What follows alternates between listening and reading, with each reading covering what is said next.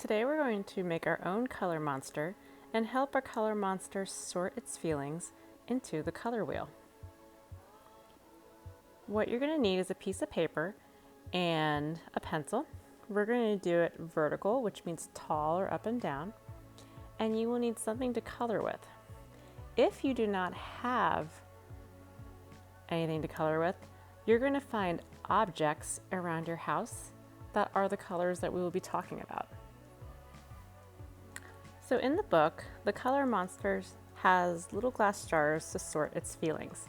So we're going to be making a round table or plate that the Color Monster is going to put his jars onto.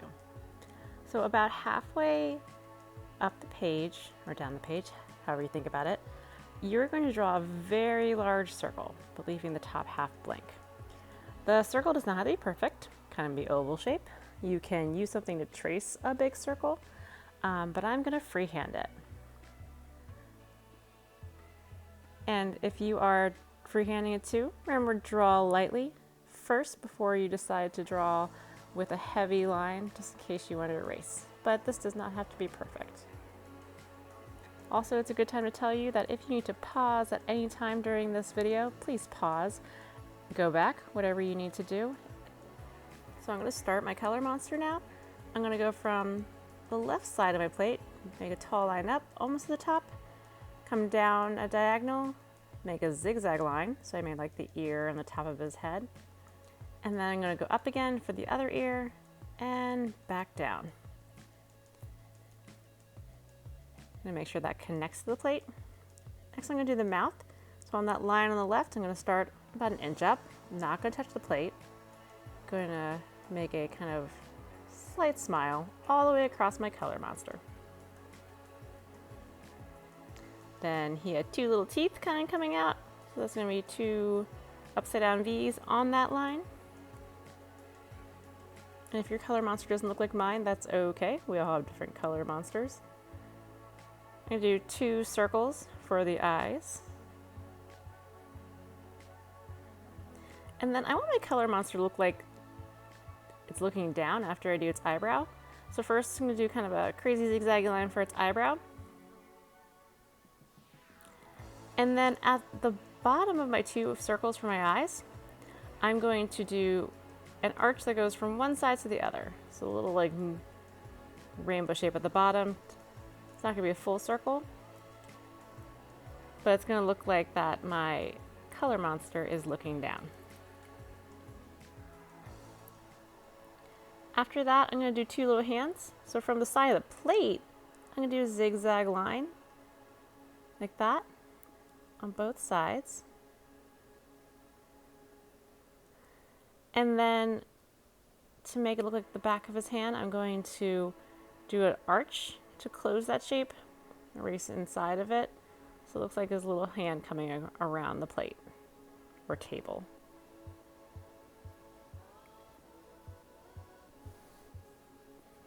At this point, you're going to trace all of this. You're going to fill in those bottom of the eyes so that it looks like he's looking down. You can do this with marker. You can just draw the lines with your pencil a little harder. You can use crayon, whatever you have to kind of make your lines look a little more permanent. At this point, this would be a great time to pause. You need to either, if you're finding objects, find something that is red, yellow, and blue. Try to think small because you want them to fit onto your plate or your table. Or you need to find a red, yellow, and blue crayon, marker, color, pencil. After you're done finding those things, come on back and I'm going to show you how we're going to put them onto our table. All right, so we're going to talk about the colors in terms of primary, secondary, and tertiary or intermediate. If these sound familiar to you, great. If not, we're going to go over them.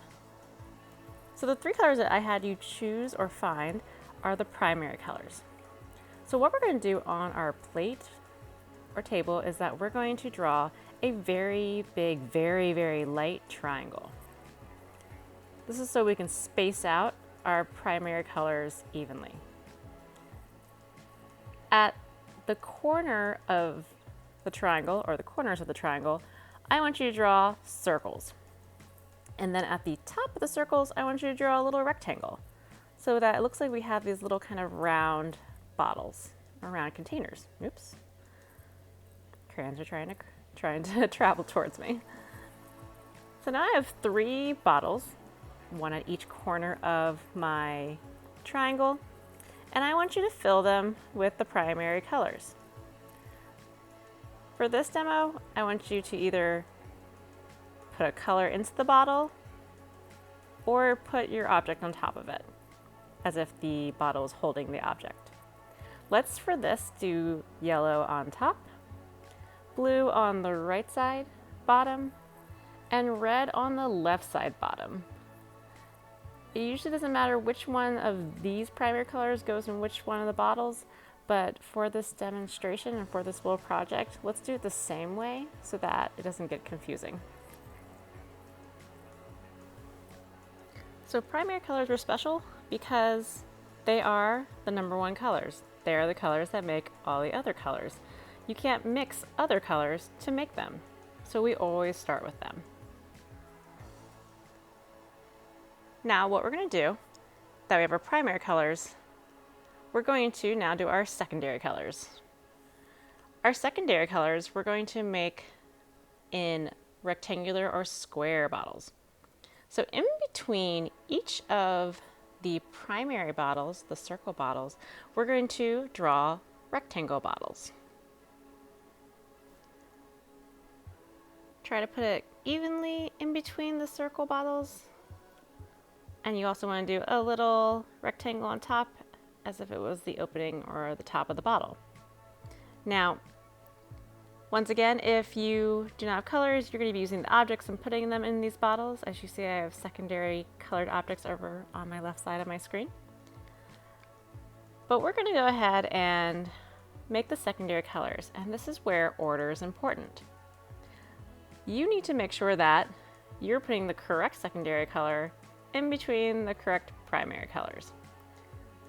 So for our first one, in between yellow and red, I'm going to put orange.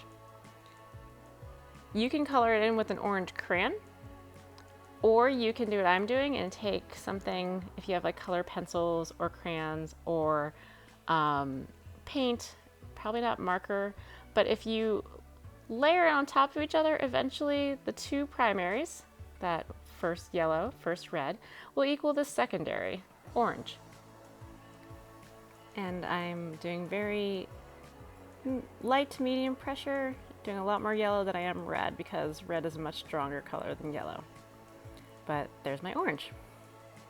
Now I'm going to do the next secondary bottle, yellow and blue, and I'm going to layer a little bit of light blue very lightly in there. I'm going to press a little harder with the yellow so it blends. And as you can see, the secondary that belongs in between the yellow and the blue, it's green. Or you can put your green object there. The last one, as you see on my little sheet up there, is purple or violet. Now, if you're mixing, purple/violet is a very difficult color to make. Your blue and your reds, your 2 primers, have to be just the right type of blue and red. So if you're mixing and it's a little more difficult to make a good purple, don't worry, I have trouble all the time. But once again, if you have an object that's purple, you're just going to put it in or on top of that bottle. So if you have colored in, that is great. If you need to put your objects on, that is also great. But once you are done with those, we're going to go on to neutrals. I will talk really briefly right now about tertiary or intermediate. You do not have to do these for this, but if you'd like to, there are the colors that are in between. They're like the blue greens or the red violets or the yellow greens. They're the ones that are 1 primary plus 1 secondary. So feel free to do those if you'd like. We do a triangle bottle for that, or if your teacher asks you to try to do those as well. And now we're going to talk about neutrals, because in the story, the color monster talks about being like gray. And well, those are on the ring of the color wheel, but we're going to talk about where they belong nonetheless. So neutrals are usually things that they can either be made by mixing a bunch of colors together, or they're things that are like black and white. So for our neutrals, we're going to make kind of funny shaped bottles, and we're just going to put them in the middle of our color wheel, because like if you're going to make a brown, the best way to make a brown would be to use complementary or colors across from each other on the color wheel. So if you've ever like mixed red and green together, you probably got a brown. Or if you ever mixed yellow and purple together, you also probably got a brown. So fill in your little bottles. I have a white crayon. I'm just going to draw a line to make it look like there's some white inside of my little bottle, since my paper is already white. Okay, and now I have my neutrals. So I connected the outside ring of my color wheel so it looked like a wheel or a circle. Like I said, if you are doing the tertiary or intermediate colors, that's great. If you didn't, that's also okay. And now what I'm doing is I'm deciding how my color monster is feeling today. So because these are like little bottles, I'm either going to put a top on the bottle, like another little square, or I'm going to let the bottle be open and have the square or the top next to the bottle. So if you look at mine carefully, and I want you to do different colors than me because I want your color monster to feel different things. But if you look carefully, my yellow's open, my green's open, my blue's open, my gray and my black are open. And the other ones have tops on them. So when you're choosing your colors, I want you to choose them based on how they make you feel. The color monster had very specific things that meant yellow to him or blue, but it's really what you feel the color represents for you. So choose the colors that you want. Now, as you see, because my bottles are open, they are going to be coloring my color monster. So you're going to make a line, be as creative or as straight as you want, and you're going to have lines that go from those open bottles onto your color monster. If you do not have colors, I want you to choose maybe a different kind of line per bottle. So like my yellow bottle, if I didn't have colors, maybe I just do straight lines. And then my green bottle, maybe I just have curly lines coming out of it. And see how the color goes on one part of the monster, but then I kind of repeat it somewhere else? Or if you're doing different kinds of lines, you might do like straight lines from the yellow in different places on the color monster, curly lines all over too. And I'll show you guys an example at the end of how I did it without color. So here are my two color monsters with all their emotions organized in their right places. And you can see that the one on the right, the one with my found objects, I used different kinds of lines for the three colors that I chose for my color monster. And then my color monster actually in a little thought bubble is telling us what colors is feeling today. In the background, you can also see that I drew some pictures and some designs. You can do that if you'd like to, especially if you have a lot of blank space, to further kind of show us what your colors might mean. So like my yellows over there are kind of flowery and pleasant. My blues are clouds, which could either be calm or sad. So I want to thank you for taking time to organize your color monster's feelings today in our wonderful color wheels. And until next time, have fun creating.